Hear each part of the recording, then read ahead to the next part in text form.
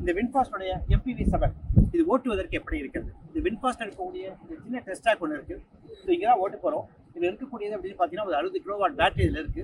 இது வெளிப்படுத்தக்கூடிய சக்தி அப்படின்னு பார்த்தோம்னா ஒரு 280 நியூட்டன் மீட்டர் அளவுக்கு டார்க்கையும் வெளிப்படுத்தக்கூடிய கார் இது. இது 0 to 100 10 வினாடிகளுக்குள்ளாகவே தொட்டுவிட்டுன்னு சொல்றாங்க. சோதனை சாலையில் ஓட்டுவதற்கு எப்படி இருக்கு பார்க்கலாம். வின்ஃபாஸ்ட் MPV7 ஓட்டுவதற்கு எப்படி இருக்கிறது அதான் நம்ம பார்க்குறோம். இங்கே பார்த்தீங்கன்னா இதில் 3 டிரைவ் மோட்ஸ் இருக்கிறத பார்க்கலாம். ஈகோ, நார்மல், ஸ்போர்ட் அப்படின்ட்டு இங்கே 3 டிரைவ் மோட்ஸ் இருக்கு. அதே மாதிரி ரீஜெனரேட்டிவ் பிரேக்கிங்லேயே ஆஃப், லோ, மிட், ஹைட் அப்படின்ட்டு 4 விதம் கொடுத்துருக்காங்க. அதே போலவே இந்த ஈகோ மோட்ல இருக்கு. ஸோ எந்த அளவுக்கு நம்ம ஈகோ மோட்ல வச்சு ஓட்டுறோமோ அந்த அளவுக்கு ரேஞ்சு கிடைக்கும். ஸோ லெட் அஸ் see இந்த ஈகோ மோட்ல வச்சு ஓட்டும் போது எந்த அளவுக்கு டாப் ஸ்பீடு போகுதுன்ட்டு இவங்க என்ன சொல்றாங்கன்னு கேட்டீங்கன்னா, இங்க இருக்கக்கூடிய இந்த கார் இருக்கு இல்லையா, இதுல இருக்கிறது வந்து 60 கிலோவாட் பேட்டரி 280 நியூட்டன் மீட்டர் அளவுக்கு டார்க்கை வெளிப்படுத்துன்னு சொன்னாங்க. இப்போ அது இங்க வெளிப்படுறத நம்ம பாக்குறோம். ஜஸ்ட் லைக் தட் நம்ம பாத்தீங்கன்னா இங்க 140 கிலோமீட்டருடைய வேகத்தை நாம எட்டியதை நம்ம பார்த்துருப்பீங்க. சரி, இப்போ நம்ம என்ன பண்ண போறோம்னா இதே காரை நம்ம வெவ்வேறு டிரைவிங் மோட்ஸ் வச்சு நம்ம ஓட்டி பார்க்கலாம். இப்போ நம்ம ஈக்குவல் வந்து நார்மலுக்கு போயிடலாம். இந்த நார்மல் மோட்ல இது ஓட்டுவதற்கு எப்படி இருக்கிறது? ஸோ இந்த நார்மல் மோட்ல வச்சு ஓட்டும் போது இதோட சக்தி என்பது மேலும் அதிகமாக பிரவாகம் எடுக்கிறத பார்க்குறோம். சரி, இப்போ இதுவே நம்ம என்ன பண்றோம் அப்படின்னு நம்ம கேட்டிங்கன்னா, இதை வந்து நம்ம ஸ்போர்ட்ஸ் மோட்ல வச்சு பார்க்கலாம். இந்த ஸ்போர்ட்ஸ் மோட்ல வச்சு பார்க்கும்போது ஓட்டும்போது இதோட சக்தி என்னவாக இருக்கிறது அதான் பார்க்க போறோம். நீங்க பார்ப்பதை போலவே இப்போ ஸ்போர்ட்ஸ் மோட்ல வச்சிருக்கோம். ரீஜெனரேட்டிவ் பிரேக்கிங் டோட்டலாக ஆஃப் பண்ணிட்டோம். ஸோ சக்தி எப்படி பிரவாகம் எடுத்து வருதுன்னு பார்க்கலாம்.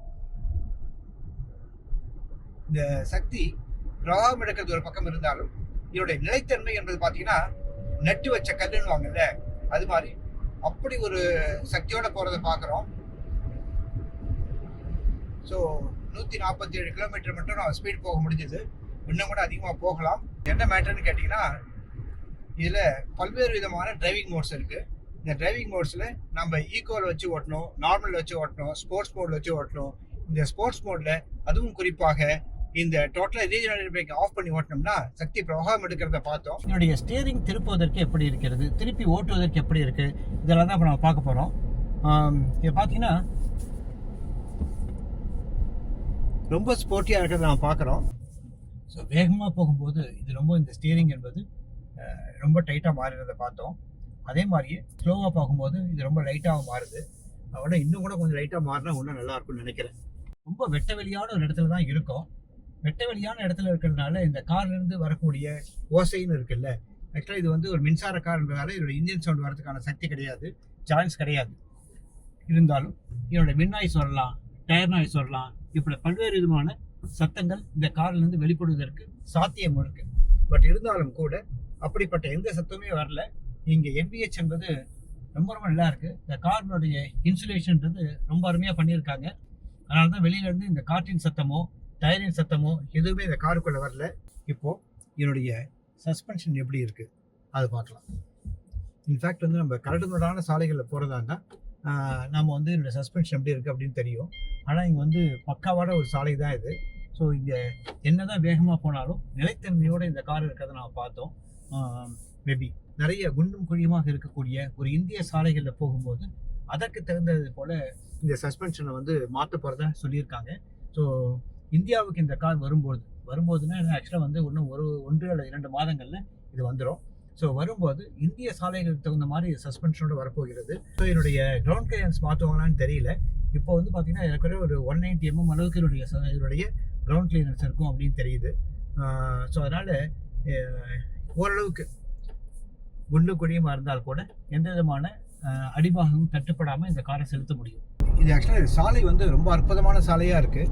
ஸோ அதனால் இந்த சஸ்பென்ஷன் என்பது ஆக்சுவலாக நிலைத்தன்மையோடு இந்த கார் போகிறத நான் பார்க்க முடியுது. என்னதான் வேகமாக போனாலும் இதோடைய நிலைத்தன்மை என்பது ரொம்ப ரொம்ப நல்லா இருக்கு. இந்த MPV7 முகப்பு என்பது கொஞ்சம் பிரம்மாண்டமாக இருக்கிறது நான் பார்க்குறோம். 2 ஹெட்லைட்ஸும் வெர்டிக்கலாக இருக்குது. வெர்டிக்கலாக இருக்கிறது மட்டும் கிடையாது, அதனுடைய கோணம் என்பது ஒரு கவர்ச்சியாகவே இருக்குது. அதுக்கு மேலே இருக்கக்கூடிய அந்த டே டைம் ரன்னிங் லைட் இருக்குல்ல, அந்த 2 டே டைம் ரன்னிங் லைட்டையும் இணைக்கக்கூடிய அந்த ஒரு லைட் பார் இருக்குல்ல, இதுவும் வந்து ஒரு வளைவு நெளிவுகளோடு இருக்குது. அதுக்கு கீழே இருக்கக்கூடிய இந்த பம்பரில் ஆக்சுவலாக பார்த்தீங்கன்னா நிறைய வேலைப்பாடுகள் இருக்கிறத பார்க்குறோம். பட் ஆனால் இது எல்லாமே வந்து ஒரு பிளாஸ்டிக்ஸாக தான் கொடுத்துருக்காங்க. இந்த காரோடைய பக்கவாட்டு தோற்றம் எப்படி இருக்குன்னு பார்க்குறோம். இதனுடைய 19 இன்ச்சுக்கு பிரம்மாண்டமாக இருக்கக்கூடிய இந்த வீல், இந்த 4 செகண்ட்ஸுமே டிஸ்பிளே கொடுத்துருக்காங்க. ஸோ அதுக்கு மேலே இருக்கக்கூடிய இந்த வீல் ஆர்ச் வந்து ரொம்ப தின்னாக ரொம்ப காம்பேக்டாக இருக்கிறத பார்க்குறோம். அதே போலவே இந்த கதவுகளுக்கு கீழே இருக்கக்கூடிய இந்த பேடிங் இருக்குல்ல, இந்த பேடிங் என்பது ரொம்ப பெருசாகவும் இல்லாமல் ரொம்ப சின்னதாக இல்லாமல் அளவோடு இருக்கிறத பார்க்குறோம். இந்த இடத்துல இருக்கக்கூடிய ஓஆர்எம் திரும்ப பாடி கலர்லேயே இருக்குது. இந்த இடத்துல டர்ன் இண்டிகேட்டரும் கொடுத்துருக்காங்க. இந்த இடத்துல படல் லேம்ப் இருக்கான்னு பார்க்குறோம். எஸ், படல் லேம்ப் ஒன்று இருக்குது. இந்த காரோடைய பின்னடகு ஆக்சுவலாக இது ஃபாஸ்ட் அப்படின்னு சொல்லக்கூடிய அளவுக்கு இங்கே MPV 7 அப்படின்னு அந்த ஒரு முத்திரையை படிச்சுதான் சொல்லணும் அவசியம் கிடையாது. இந்த காரோடைய ஷேப், இந்த காரோடைய மற்ற டிசைன் எலிமெண்ட் வச்சு இது வந்து வின்ஃபாஸ்ட் என்று சொல்லிவிட முடியும். காரணம், இந்த 2 டெயில் லேம்பையும் இணைக்கக்கூடிய இந்த லைட் பாரும் சரி, இந்த V என்ற லோகோவும் சரி, இந்த காரோடைய ஷேப்பும் சரி, இது வின்ஃபாஸ்ட் என்பதை சொல்லக்கூடியதாக இருக்கிறது. இது எந்த அளவுக்கு வந்து ஆக்சுவலாக இங்கே பொருட்களை அடுக்க முடியும் அப்படின்னு நான் பார்த்தோம்னு வச்சுங்களேன். இங்கே 2 பை தான் வைக்க முடியும். ஆனால் தேவைப்பட்டால் இன்னும் அதிகமான இடம் வேணும்னா ரொம்ப ஈஸி தான். இது வச்சாலே இந்த காருக்கு நிறைய அதிகமான பொருட்களை இங்கே வைக்க முடியும். அந்த அளவுக்கு இந்த காரில் போதுமான இடங்கள் இருக்கிறது.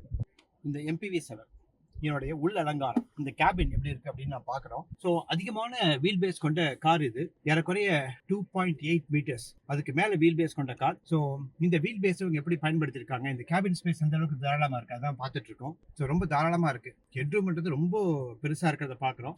அதே மாதிரி ஷோல்டர் ரூம் பார்த்தீங்கன்னா நமக்கும் இந்த கோ டிரைவருக்கும் இருக்கக்கூடிய இடைவெளி என்பது மிக அதிகமாக இருக்கிறது. 2 பக்கமே ஆம்ரெஸ்ட் இருக்கு. இந்த சீட் வந்து பவர் சீட்டா இல்லை. ஆக்சுவலாக நம்ம ஊருக்கு வரும்போது பவர் சீட்டா இருக்குமான்னு தெரியல. ஆனால் இப்போ இருக்கக்கூடிய இந்த சீட் என்பது மேனுவலாக தான் அட்ஜஸ்ட் பண்ண முடியுது. ஸோ 6 வகையில் இந்த காரினுடைய சீட்டை வந்து நம்மளால் அட்ஜஸ்ட் பண்ணிக்கொள்ள முடியும். ஸோ இந்த ஏசியெல்லாம் அட்ஜஸ்ட் பண்ணுவதற்கு இந்த 10.1 இன்ச் கொண்ட இந்த டச் ஸ்க்ரீனில் மட்டும்தான் நம்ம எல்லாமே இதை பண்ண முடியும். ஸோ பல விஷயங்களுக்கு இந்த காரோடைய ஆப்ரேஷன்ஸ் பலவும் இந்த ஸ்க்ரீனை நம்பி தான் இருக்குது. அதுக்கடுத்து இந்த டேஷ்போர்ட் பார்த்தீங்கன்னா எகைன் ரொம்ப நீட்டாக இருக்குது. நீட்டாக இருக்குன்றதை விடவும் ஆக்சுவலாக வந்து எந்த விதமான ஒரு அலங்காரமும் இல்லாமல் இருக்கிறத நம்ம பார்க்குறோம். ஸோ அலங்காரம் இல்லாமல் இருப்பதே ஒரு அலங்காரம் அப்படின்னு அவங்க நினச்சிருக்காங்க. இந்த ஏசி வெண்டை சுற்றி இருக்கக்கூடிய இந்த க்ரோம் வெண்டர்லாம் வந்து இந்த காருக்கு ஒரு எலிகென்ட்டான ஒரு ஃபீச்சரை ஆட் பண்ணுறதை நான் பார்க்குறோம். நம்ம கவரக்கூடிய அம்சங்கள், இந்த சென்ட்ரல் கன்சோல் என்ன இருக்குன்னு பார்க்குறோம். இந்த இடத்துல ஒயர்லெஸ் சார்ஜருக்கான ஒரு வசதி கொடுத்துருக்காங்க. 2 கப் ஹோல்டர் வைக்க முடியும். ஸோ இந்த இடத்துல வந்து ஒரு ஸ்டோரேஜ் ஸ்பேஸ் இருக்கிறத பார்க்குறோம். இங்கேயும் ஒரு சின்ன ஸ்டோரேஜ் ஸ்பேஸ் இருக்குது. இந்த ஆம்ரெஸ்ட் இருக்கு இல்லையா, இந்த ஆம்ரெஸ்ட்டுக்கு கீழே இங்கேயும் ஒரு ஸ்டோரேஜ் ஸ்பேஸ் கொடுத்துருக்காங்க. நம்ம ஃபோனை எங்கே சார்ஜ் பண்ணுறது அப்படின்னு பார்த்தீங்கன்னா இது சென்ட்ரல் கன்சோல் இருக்கு இல்லையா, இது ஃப்ளோட்டிங் சென்ட்ரல் கன்சோல். இந்த இடத்துல ரொம்ப ரகசியமாக ஆக்சுவலாக இங்கே ஒரு C டைப் சார்ஜரும் ஒரு USB-க்கான போர்ட்டும் இருக்கிறத பார்க்குறோம். அதுக்கடுத்து இந்த ஸ்டீரிங் வீல் எப்படி இருக்குது அப்படின்னு பார்க்குறோம். இது ஆக்சுவலாக வந்து இது டில்ட் பண்ண முடியும். டில்ட் பண்ணுறது மட்டும் கிடையாது, இந்த இடத்துல டெலிஸ்கோபிக் ஸ்டீரிங்காகவும் கொடுத்துருக்காங்க. ஸோ அதற்கான வசதியும் வந்து இங்கே இருக்கிறத நம்ம பார்க்க முடிகிறது. அதுக்கு அடுத்தது இங்கே பிடித்து ஓட்டுவதற்கு இந்த ஆக்சுவலாக வந்து ஒரு லெதரைட்டில் ஒரு வீகன் லெதரில் இந்த இடத்துல ஒரு ரேப் கொடுத்துருக்காங்க. ஸோ ஆனால் இந்த இடத்துல இருக்கக்கூடிய மெட்டீரியல் அகைன் வந்து ஒரு பிளாஸ்டிக் மெட்டீரியலாக தான் இருக்குது. ஸோ இங்கே ஸ்டேரிங் மவுண்டட் கண்ட்ரோல்ஸ் இங்கே இருக்கிறத பார்க்க முடியுது. பட் இந்த பட்டன்ஸ் எல்லாமே பார்த்தீங்கன்னா ரொம்ப கன்வென்ஷனலாக இருக்குது. ஸோ அந்த வகையில் இது வந்து ஒரு பாராட்டத்தக்க அம்சம் தான். ஏன்னா வந்து பலவிதமான ஃபங்க்ஷன்ஸ் வந்து இப்போ இதிலே கொடுத்துட்டாங்க. அட்லீஸ்ட் இந்த விஷயங்களாவது இங்கே ஸ்டேரிங்லேயே சில விஷயங்கள் கொடுத்துருக்கிறது ரொம்ப வசதியாக இருக்குது. இப்போது மற்ற VF6 VF7 இருக்க மாதிரி தான். ஸோ இங்கே ஆக்சுவலாக வந்து இங்கே தான் வந்து எல்லா கண்ட்ரோலும் இருக்குது. ஸோ இந்த பட்டன் தான். ஸோ 4 மோடு தான். டிரைவ் மோடு வேணுமா, ரிவர்ஸ் மோடு வேணுமா, நியூட்ரல் வேணுமா, பார்க்கிங் வேணுமா, ஸோ இது இங்கே தேர்ந்தெடுத்து கொள்ள முடியும். ஸோ அவ்வளோதான். ரொம்ப சிம்பிளான ஒரு கார் இது. இந்த காரினுடைய 2ஆம் வரிசை சீட்டுகள் எப்படி இருக்குது அப்படின்னு நான் பார்க்குறோம். ஏறக்குறைய 3 மீட்டர்கள் வந்து என்னோட வீல் பேஸ் கொண்ட கார் இது. ஸோ அதனால் அந்த ஸ்பேஸை எப்படி வந்து புத்திசாலித்தனமாக ப்ரூடெண்ட்டாக இவங்க பயன்படுத்தியிருக்காங்கன்றதை நான் பார்க்க முடியுது. ஸோ இந்த அளவுக்கு இது வந்து வீல் பேஸ் அதிகம் கொண்ட காராக இருந்தாலும் கூட இந்த தை சப்போர்ட்ன்றது இன்னும் கூட அதிகமாக கொடுத்துருக்கலாம். பட் இருந்தாலும் ஆக்சுவலாக கால் நீட்டுவதற்கு நிறைய இடம் இருக்குது. ஸோ அதனால் இது வந்து ஒரு பெரிய குறையாக நமக்கு தெரியல. அதே போலவே இந்த லெஃப்ட் ஹேண்ட் சைட்லையும் இடது பக்கத்துலேயும் இந்த ஆம்ரெஸ்ட் நல்ல ஒரு அகலமாகவே கொடுத்துருக்காங்க. விண்டோட கிளாஸ் எல்லாம் இருக்குல்ல, இது ஆக்சுவலாக 1 டச்லேயே இது நம்ம மேலே போகிறதையும் கீழே வரதையும் நான் பார்க்குறோம். இந்த இடத்துல ஒரு கிராப் ஹேண்டிலும் இருக்குது. நிச்சயமாக இதில் 3 பேர் பயணிக்க முடியும். பேட்டரி கார் என்பதால் என்னோட ஃப்ளோர் வந்து கொஞ்சம் ஏற்கனவே ரைஸ் ஆகிருக்கு. இத்தனைக்கு இது ரொம்ப அதிக கிரவுண்ட் கிளியரன்ஸ் கொண்ட கார்னு சொல்ல முடியாது. பட் இதனால் பேட்டரி அடியில் இருக்கிறதுனால ரொம்ப தாராளமாக ஆக்சுவலாக இப்படி காலை வச்சோம்னா ஆக்சுவலாக பார்த்தீங்கன்னா இது ஃபுல்லாகவே இது நமக்கு வந்து தொடை வந்து இதில் படியணும். இதில் படியாமல் இருக்குது. பட் இருந்தாலும் கூட இந்த சென்டரில் உட்காரக்கூடிய இந்த 2 பயணிகளுக்கும் இடையில் உட்கார்ந்து இருக்கக்கூடிய உட்காரக்கூடிய அந்த பயணிக்கு ஒரு போதுமான இடம் இருக்கிறது. ஸோ அவருக்கான ஒரு ஹெட்ரெஸ்ட்டும் கொடுத்துருக்காங்க. இந்த அட்ஜஸ்டபிள் ஹெட்ரெஸ்ட்டாகவும் இருக்கிறத மாதிரி பார்க்க முடியுது. இந்த இடத்துல வந்து நமக்கு வந்து இந்த சைல்டு ஐசோஃபேக்ஸ் சீட் ஹூக்கும் இருக்குது. எஸ், இந்த இரண்டாவது வரிசை சீட்டை நம்மளால் ரெக்ளைன் பண்ணவும் முடியும்.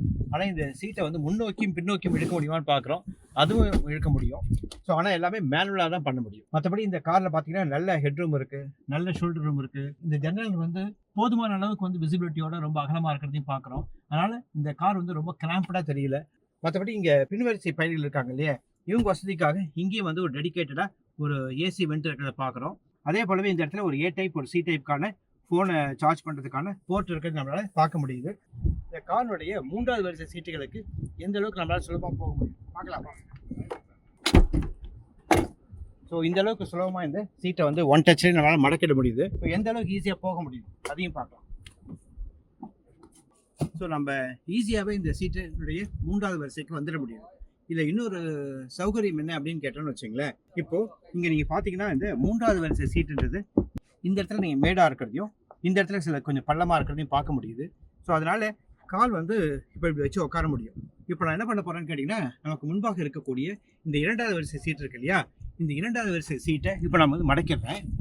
மடக்கினா கூட நம்மளுடைய கால் வைக்கிறதுக்கு எந்த விதமான தொந்தரவும் இல்லை.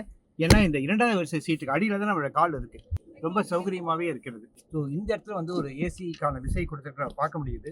அது மட்டும் கிடையாது, இந்த 3வது வரிசை பேசஞ்சருக்கும் இந்த இடத்துல 2 ஏசி வெண்ட் கொடுத்துருக்காங்க. ஸோ நமக்கு நல்லாவே ஏசியோடைய காற்று இங்கே வருது. இந்த 3வது வரிசை சீட் இருக்கு இல்லையா, இதை நம்ம வந்து ரெக்ளைன் பண்ண முடியாது. 3வது வரிசை பயணிகளுக்காக அட்ஜஸ்டபிள் ஹெட்ரெஸ்ட் கொடுத்துருக்காங்க.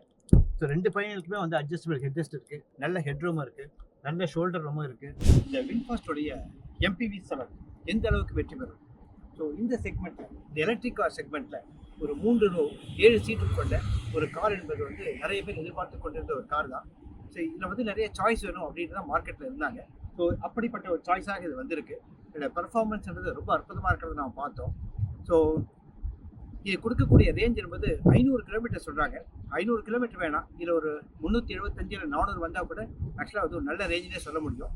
ஏன்னா இதில் இருக்கக்கூடிய பேட்டரி என்பது 60 கிலோவாட் பேட்டரி, சக்தி நல்லா வெளிப்படுறதை நாம் பார்த்தோம். ஸோ ஓட்டுவதற்கு உற்சாகம் அளிக்கக்கூடிய காராகவே இது இருக்கிறது. ஸோ குறிப்பாக இந்த தேர்ட் ரோ இருக்குல்ல, இந்த தேர்ட் ரோன்றது அந்த அளவுக்கு வந்து மற்ற கார்களில் வந்து இந்த அளவுக்கு வந்து சௌகரியமாக இருக்காது. பட் இந்த காரில் ஓரளவுக்கு இது சௌகரியமாகவே இருக்கிறத பார்த்தோம். இது ஒரு மிகப்பெரிய பலம் தான். பாதுகாப்பு அப்படின்னு பார்த்தீங்கன்னா பாரத் கேபிட்டல் நிச்சயமாக இது 5 நட்சத்திரங்கள் வாங்கும் அப்படின்ற ஒரு நம்பிக்கையை தெரிவிக்கிறாங்க.